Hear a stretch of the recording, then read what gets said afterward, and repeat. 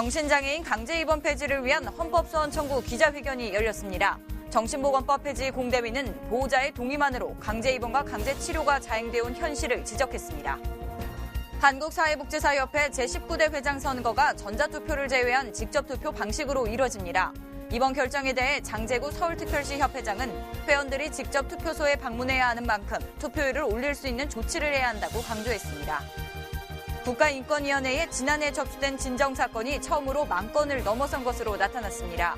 이에 대해 인권위는 국민들이 사회에서 발생하는 인권 침해와 차별 의식을 바로잡으려는 의지가 높아진 결과라고 말했습니다. 시청자 여러분 안녕하십니까? 복지TV 뉴스입니다. 정신장애인들이 정신의료기관의 강제 입원 제도로 인권을 침해당하고 있다며 헌법 소원을 제기했습니다. 보호자 2명의 동의만 있으면 정신질환자를 강제 입원시킬 수 있다는 법의 조항이 합법적 감금과도 다름없다는 지적입니다. 박고은 아나운서가 보도합니다. 지난 14일 헌법재판소 앞 강제 입원의 반인권적 현실을 알리기 위한 정신장애인 당사자의 목소리가 울려 퍼졌습니다. 정신보건법 폐지 공동대책위원회는 정신장애인 강제 입원 폐지를 위한 헌법소원 청구 기자회견을 열고 보호자의 동의만으로 강제 입원과 강제 치료가 자행되어 온 현실을 지적했습니다. 정신보건법 제24조에서는 보호의무자 2인의 동의와 전문의 1인의 의견이 있으면 정신질환자를 6개월간 입원시킬 수 있어 본인의 의사와 상관없이 비인간적인 강제 입원 피해와 폐쇄병 등의 인권 침해 문제로 이어져 왔습니다. 정신질환이 있다는 이유만으로도 본인의 의사결정을 완전히 무시하고 또 본인의 인격을 무시하는 그런 그 헌법상의 기본권을 위반해가지고 강제 입원을 시킨 제도를 계속 유지하는 것은 이제 정당성을 잃었기 때문에 헌법소송을 통해서 이 정신보건법의 강제 규정을 폐지하고자 하는 것이. 한편 이번 헌법소원에는 정신장애인 당사자와 인권 관련 단체, 법률사무소 변호사들이 대거 참여해 소송 대리를 맡는 등 정신장애인의 인권과 의사를 존중하기 위해 힘을 모으고 있습니다. 복지TV 뉴스 박고은입니다. 다음 달 치러질 한국사회복지사협회 제19대 회장 선거의 투표 방식이 결정됐습니다. 이번 선거는 선거 방식을 두고 끊임없는 논란을 불러왔는데요. 한사협 임시총회 결과 전자투표를 제외한 직접 투표 방식으로 이뤄지게 됐습니다. 배상훈 기자의 보도입니다.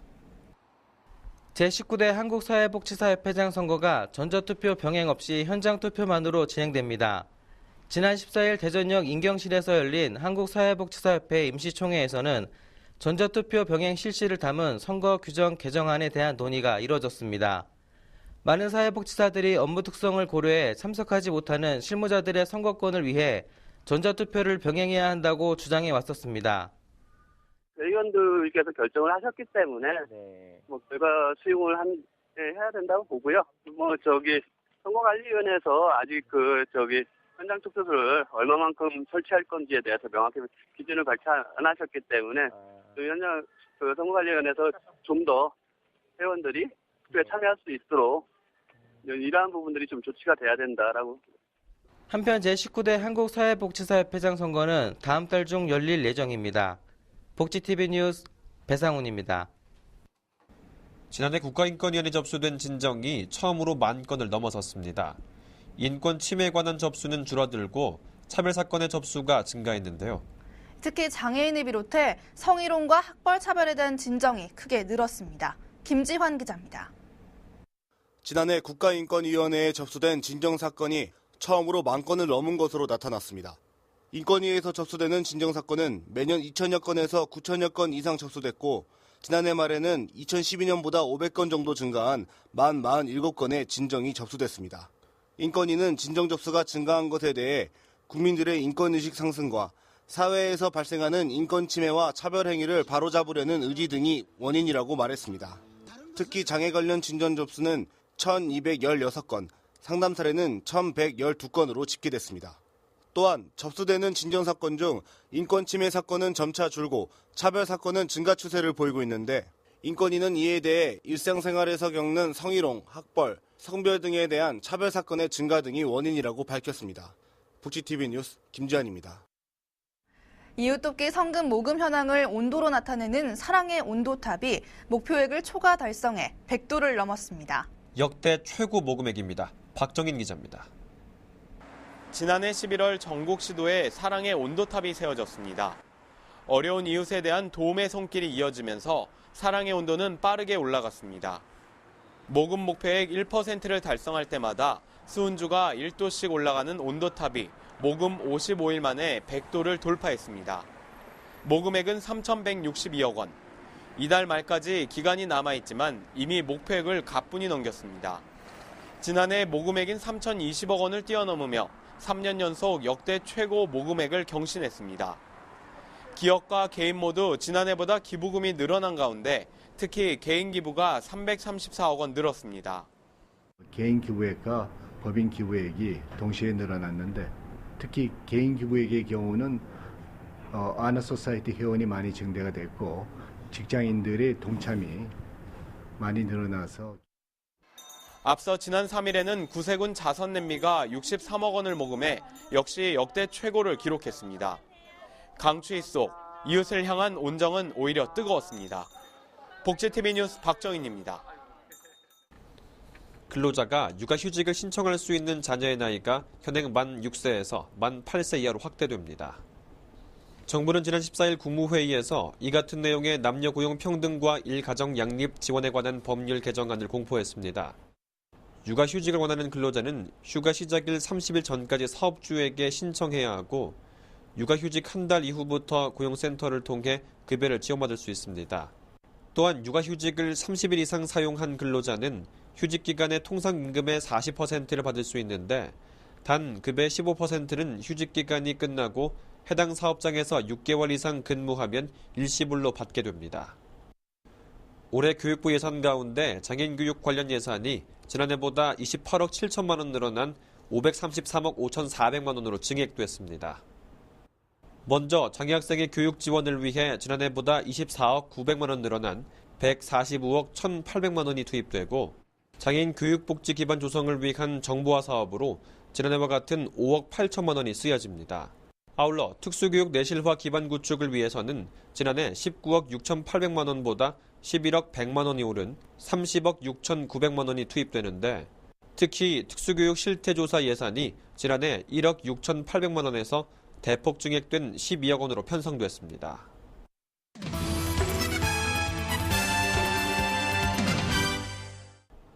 복지TV 네트워크입니다. 서울에 남은 마지막 달동네인 중계봉동 백사마을에서 사랑의 연탄 배달 봉사가 있었습니다. 추운 날씨였지만 마음만은 훈훈했던 그 현장을 박고은 아나운서가 전합니다. 이곳은 중계본동 백사마을, 손에서 손으로 마음 담은 연탄 배달이 한창입니다. 중계본동 자원봉사 캠프 봉사자들이 생활이 어려운 이웃들에게 따뜻한 겨울을 선물하고자 연탄 2,000장 배달에 나섰습니다. 좁은 길을 따라 가파른 오르막길로 자원봉사자들은 직접 리어카를 몰고 지게에 연탄을 가득 담아 전달하며 백사마을의 이웃들에게 온정을 나눴습니다. 이런 백사마을의 지역 사정에도 관심이 많아가지고 백사마을 어르신들에게 항상 도움을 주고자 하는 마음이 있었는데 이런 봉사활동을 하고 연탄을 이제 나눠드리는 기회가 있다고 해서 이렇게 참여를 하게 됐습니다. 백사마을에 관심이 많은 팀이 있는데 그 팀에서 이번에 여기 봉사를 온다고 그래서 저도 함께 와서 이곳 지역 사정도 알고 같이 조금이나마 도움을 드리고 싶어서 참여하게 되었습니다. 한 마음 한 뜻으로 송글송글 땀을 흘리며 함께한 연탄 배달. 도움의 손길이 필요한 이곳에 사랑을 전하는 뜻깊은 시간이 됐습니다. 복지TV 뉴스 박고은입니다. 제주 지역 관광협회 사랑 나눔 봉사단이 노인과 장애인 복지시설에서 봉사활동을 펼쳤습니다. 이들은 새해 보다 다양한 나눔 활동을 벌인다는 계획입니다. 제주에서 강성준 기자의 보도입니다. 제주특별자치도 관광협회 사랑 나눔 봉사단이 사회적 약자와 소외된 이웃을 위한 나눔 봉사활동을 진행하고 있습니다. 사랑 나눔 봉사단은 노인과 장애인 복지시설 등에서 후원 성금과 물품을 전달하고 시설을 정비하는 봉사를 하고 있습니다. 어렵고 소외된 계층을 위해서 더욱더 우리가 사회적 책임을 다하는 강한 관광협회로 거듭나는 한 해가 되도록 노력을 하겠습니다. 사랑 나눔 봉사단은 지난해 개최된 제일제주인 1세대 고향 방문 사업에서 경제적 어려움을 겪는 제일제주인에게 500만 원의 후원금을 전달하는 등 어려운 이웃을 위해 나눔을 실천하고 있습니다. 또한 사랑 나눔 봉사단은 지난달 30일 대한적십자사와 사회공헌협약을 체결해 보다 다양한 나눔 활동을 진행할 예정입니다. 2012년에 시작된 사랑 나눔 봉사단은 관광사업체를 중심으로 봉사와 지원을 통해 제주 관광인들의 따뜻한 마음 전달과 지역 사회 나눔 문화를 정립시켜 나갈 계획입니다. 복지TV 제주방송 강승준입니다. 새해를 맞아 서로 만나 덕담을 주고받는 인사 모임이 이어지고 있는데요. 포항시 장애인 복지시설과 단체장들이 신년 교례회를 가졌습니다. 지난 10일 경북 포항 지역에서 열린 신년 교례회에는 경북 지체장애인 포항시 지회를 비롯한 포항 지역 10여 개 장애계 단체와 복지관, 재활시설 등 관련 기관 단체장들이 한자리에 모여 올 한 해 더욱 화합한 한 해를 만들자고 다짐했습니다. 박승호 포항시장은 이 자리에서 장애인들의 자립을 위해 단체장들의 노력을 주문했으며 포항시 장애인 종합복지관 박승재 관장 또한 올 한 해 힘차게 나아가면서도 여유를 느낄 수 있는 한 해가 되기를 당부했습니다. 여수 지역의 경력단절 여성들에게 원스톱으로 취업 지원 서비스를 제공하는 여수 여성인력개발센터가 개관 12주년을 맞아 감사의 축제를 열었습니다. 이날 축제에서는 강사와 수강생의 작품 전시와 함께 센터의 지난 시간을 돌아보는 사진전이 열리는 등 다양한 볼거리가 마련됐습니다. 한편 지난 2002년 개소한 여수 여성인력개발센터는 그동안 지역의 경력단절 여성들에게 직업훈련과 사회문화 교육 등을 통해 맞춤형 서비스를 지원해왔습니다.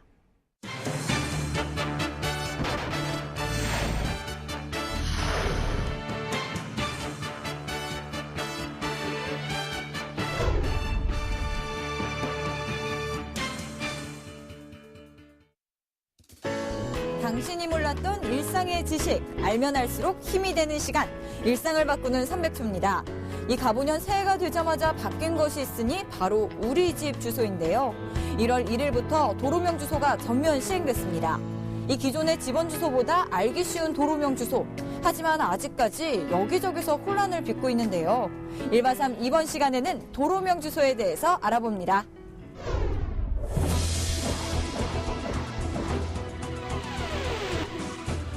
어느 날부턴가 우리 주변에서 종종 볼 수 있는 파란색 알림판. 모양도 가지각색, 이름도 알쏭달쏭한 이것은 바로 도로명 주소. 예, 알고 있는데 익숙치 않아가지고 그게 눈에 확 안 들어오더라고요. 불편한 건 없는데 이제 자꾸 쓰다 보면 익숙해지겠죠 뭐. 편지 붙인다거나 이럴 때 우편번호 찾기가 좀 되게 힘들고요. 바뀌는 거에 대해서는 편하게 한다고 하면은 당연히 뭐 수용을 해야 되겠죠. 우리나라 사람이 평소에 사고하던 방식과 맞지 않아서 이제 그런 걸 감했을 때 더더욱 좀 준비 기간이 짧고 한동안 더 병행을 하는 게 좋을 것 같습니다. 네. 104년 전 일제가 한국인의 동정을 살피고 세금을 쉽게 걷어들이고자 토지번호인 집원을 매겨 사용한 것이 우리가 일상생활 속에서 사용해온 집원주소인데요. 한국의 급속한 경제성장과 도시화는 짧은 시간 동안 많은 변화를 가져왔고 집원을 통해 정확한 위치 정보를 알기란 어려워졌습니다. 따라서 일제강점기의 잔재, 집원 주소 체계의 문제점을 해소하고 물류 정보화 시대에 맞는 위치 정보 체계를 구축하고자 도로명 주소를 도입하게 된 것입니다. 하지만 아직까지 익숙하지 않은 도로명 주소. 그렇다면 집원 주소와 무엇이 다를까요? 도로명 주소의 가장 큰 특징은 도로명과 건물 번호로 구성된다는 것입니다. 도로는 대로, 로, 길로 구분되는데요. 8차로 이상은 대로, 2차로에서 7차로는 로, 그보다 좁은 길은 길로 표시됩니다. 도로명은 지역적 특성과 역사성을 고려해 부여되고 서에서 동해 방향으로, 남에서 북의 방향으로, 왼쪽에는 홀수, 오른쪽에는 짝수가 지정됩니다. 도로의 시작점에서 20m 간격으로 부여되는 이 번호가 해당 건물의 건물 번호가 되는 것입니다. 이처럼 도로의 폭과 거리를 예측할 수 있다는 도로명 주소. 직접 주어진 위치를 찾아가 봤는데요. 생각보다 길 찾기가 쉽지만은 않았습니다. 네, 아무래도 그 100년 동안 사용해왔던 주소를 하루아침에 바꾸는 게 다소 불편하시고 또 혼란스러울 수도 있습니다. 도로명 주소는 그 도로의 폭과 그리고 거리를 예측할 수 있습니다. 따라서 이렇게 뒤죽박죽 되어 있어서 내비나 스마트폰 없이는 아무것도 찾아갈 수 없는 이 집원 주소와 달리 도로명소는 그 주소만 보더라도 원하는 곳을 쉽고 빠르게 찾아갈 수 있는 장점이 있습니다. 하지만 부동산 시장 일대를 혼란에 휩싸이게 했는데요. 정작 부동산 거래 등에 필요한 등기부에는 기존 집원 주소를 그대로 써야 한다는 것.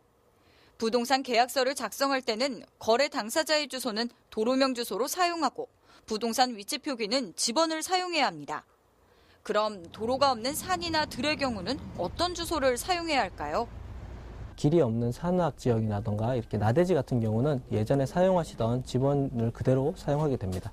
산악 지역에서는 원래 주소가 주소라고 하면 사람이 사는 곳입니다. 근데 산악에서는 사람이 살지를 않거든요. 산 같은 데서는. 그렇기 때문에 주소 자체가 원래는 없는 거고요. 다만 토지의 표시를 위해서, 토지의 위치 표시를 위해서 예전에 사용하던 그 집원을 그냥 그대로 사용하게 됩니다. 그렇다면 도로명 주소 표기는 어떻게 해야 할까요? 우편 주소 표시 기준은 일행, 주 배달점인 행정구역, 도로명, 건물 번호를 적고 이행은 상세 배달점인 상세 주소 또는 동 호수를 적습니다. 그리고 참고 항목으로 괄호를 한 후 법정 동명, 공동주택 명칭을 적습니다. 3행에는 회사, 기관명과 부서명을, 4행에는 받는 이의 성명, 5행에는 우편 번호를 적으면 됩니다. 하지만 도로명 주소 시행의 초기 단계인 현재는 집원 주소로 우편물을 발송할 경우에도 접수와 배달을 정상적으로 이용할 수 있습니다. 우리 집 도로명 주소는 시군구청의 도로명 주소 부서, 읍면동 주민센터, 도로명 주소 홈페이지, 그리고 스마트폰의 주소 찾아 앱을 이용해 확인할 수 있습니다. 정부는 도로명 주소의 정착을 위해 종합 상황실을 운영해 국민의 불편함을 듣고 개선해 나간다는 방침인데요. 알고 보면 편리한 도로명 주소. 시청자 여러분들도 믿고 활용해 보시는 것은 어떨까요? 국내 유일 사회복지 전문 미디어 그룹 복지미디어 그룹이 복지신문고로 여러분께 한 걸음 더 다가갑니다. 복지신문고는 우리 사회의 장애인 등 사회 소수계층의 인권 침해, 비리 문제와 불합리한 사건 사고 등의 소식을 기다리고 있습니다. 복지TV 웰페어 뉴스 홈페이지 또는 복지TV 어플리케이션과 우편으로 참여할 수 있습니다. 여러분의 작은 소리도 크게 듣는 복지신문고, 많은 관심 바랍니다. 전북 시각장애인 도서관 송경태 관장이 시각장애인으로는 세계 최초로 킬리만자로 원정에 나섭니다. 많은 언론에서는 장애를 극복한 사례로 소개하고 있는데요. 그의 도전이 시혜와 동정으로 퇴색되지 않기를 바랍니다. 이상으로 복지TV 뉴스를 모두 마칩니다. 시청해주셔서 고맙습니다.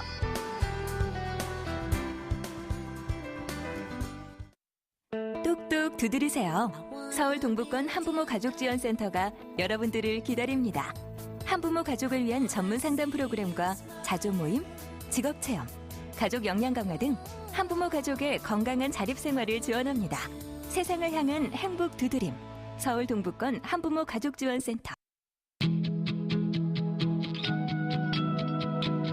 다양한 사람, 다양한 생각, 다양한 문화가 아름답게 공존할 수 있도록 다문화 시대, 당신이 먼저 소통의 다리가 되어주세요. 다문화가 소통하는 대한민국을 위해 사람과 사람을 잇자, 문화와 문화를 잇자. 공익광고협의회